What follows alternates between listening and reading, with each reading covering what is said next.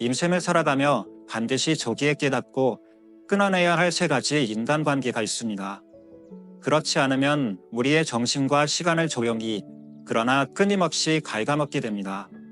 그 중에서도 가장 위험한 관계는 본성이 악하지만 겉으로는 교묘히 숨기는 사람들과의 관계입니다. 옛 어른들은 이렇게 말씀하셨죠. 차라리 지금 미움을 사는 게 낫다.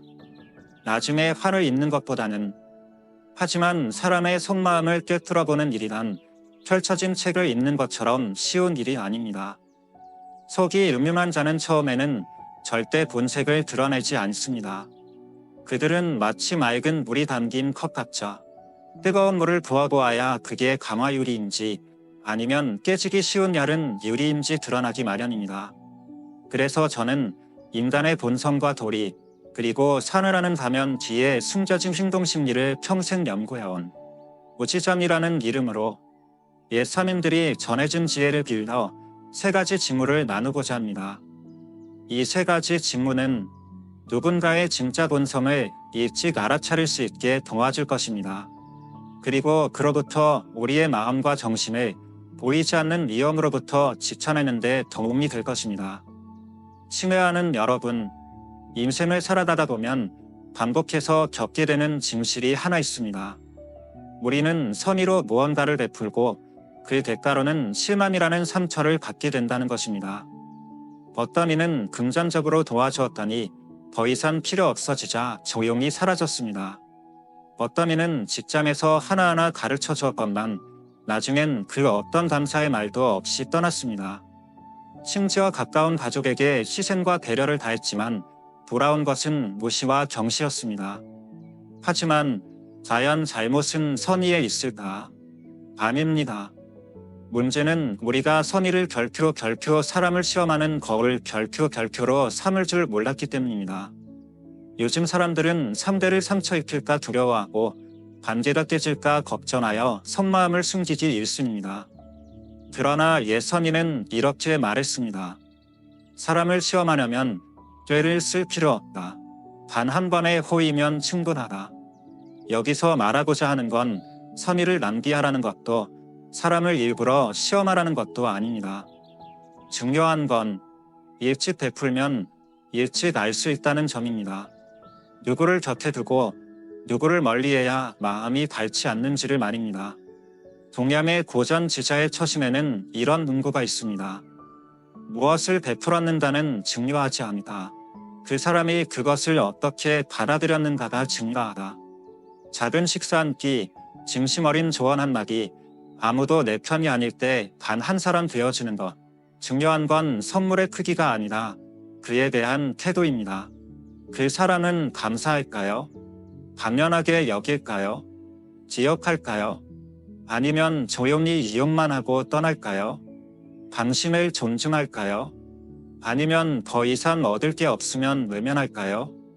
당신이 옳은 사람에게 베풀었다면 그는 신뢰와 충성, 그리고 의리로 갚을 것입니다.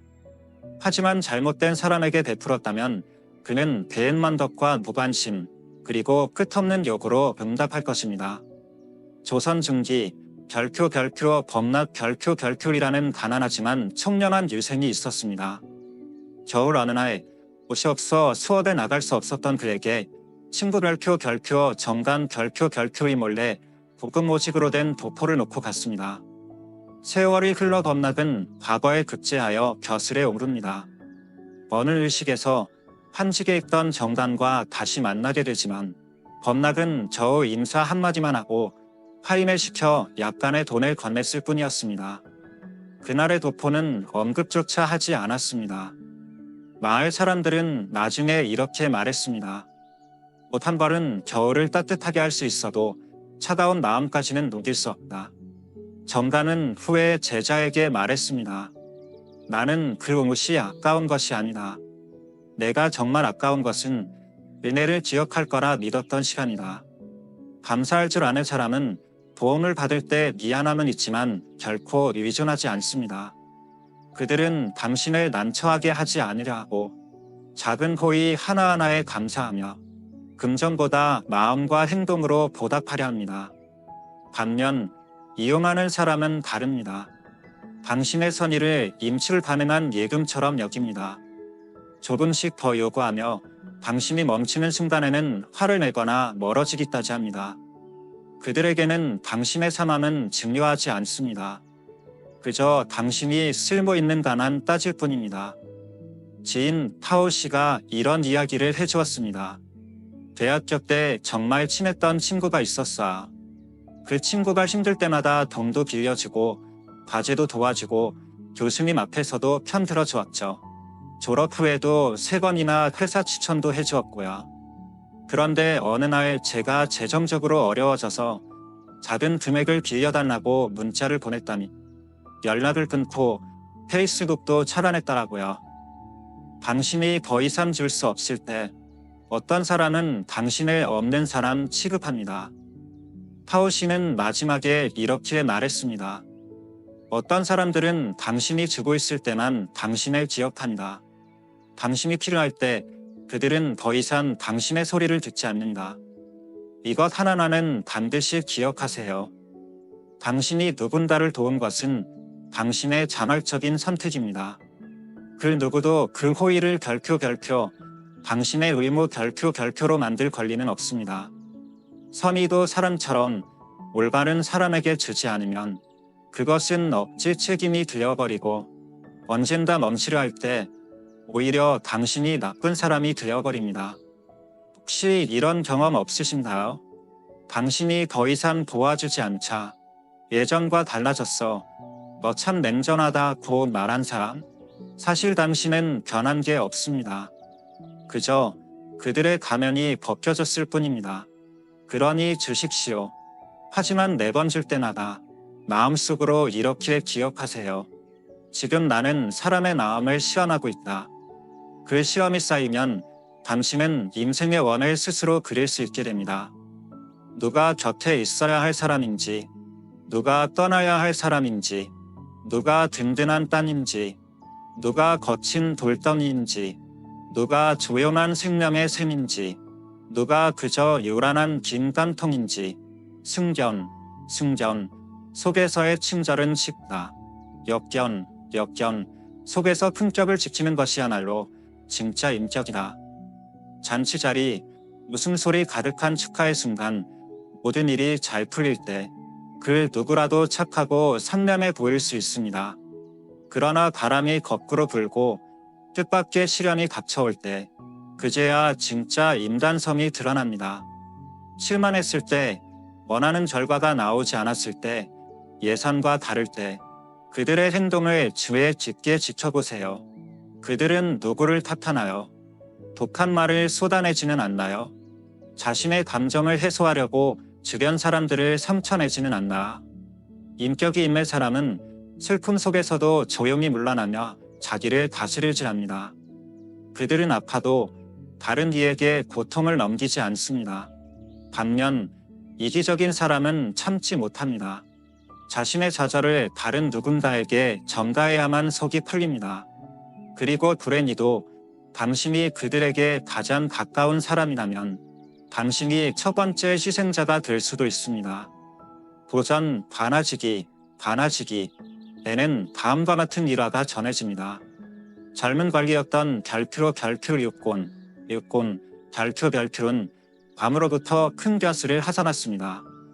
하지만 한 번의 실수로 그 지위에서 물러나게 되었고 분노한 그는 모든 책임을 평생 곁을 지킨 친구에게 전가해버립니다. 당시 조점의 신하들은 누구나 그 진실을 알고 있었지만 유코는 오히려 스스로가 억울하다고 주장했습니다. 일화가 남긴 교훈은 분명합니다. 사람의 크기는 성공했을 때가 아니다. 넘어졌을 때 드러난다. 지금 당신 곁에 있는 사람이 모든 것이 잘 풀릴 때만 함께하는 사람인가? 그렇다면 기다려보세요. 그가 거절당하고 손해를 보고 자존심에 금이 갈 때 그때야말로 그가 당신에게 어떤 눈빛을 보내는지 어떤 말을 하는지를 보면 됩니다. 진실은 그런 순간에만 드러납니다. 남의 이야기를 쉽게 옮기는 사람은 결국 아무것도 지키지 못한다. 심지어 의리조차. 고전에서 가장 강하게 경고하는 인물 유형 중 하나가 있습니다. 늘 남의 이야기를 입에 받는 자. 그런 이들은 당신의 이야기도 결코 지켜주지 않습니다. 처음엔 그들이 다른 사람 이야기를 당신에게 전하죠. 하지만 곧 당신의 이야기를 다른 사람에게 전하게 될 것입니다. 어느 순간 당신은 모르는 사이에 별표 어디선가 오가는 뒷담화의 주인공 별표이 되어 있을지도 모릅니다.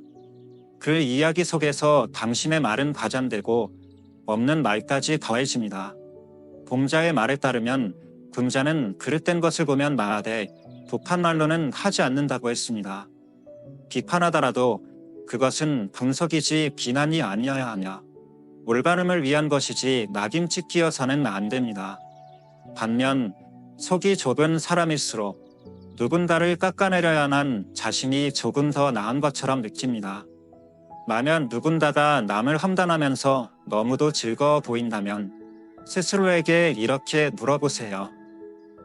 이 사람은 남을 깎아내려야 웃을 수 있을까? 그리고 잊지 마세요. 그들이 당신을 관객으로 끌어들여 누군가를 씹었다면 머지않아 당신이 그 이야기의 주인공이 될 가능성이 큽니다. 3가지 작은 교훈.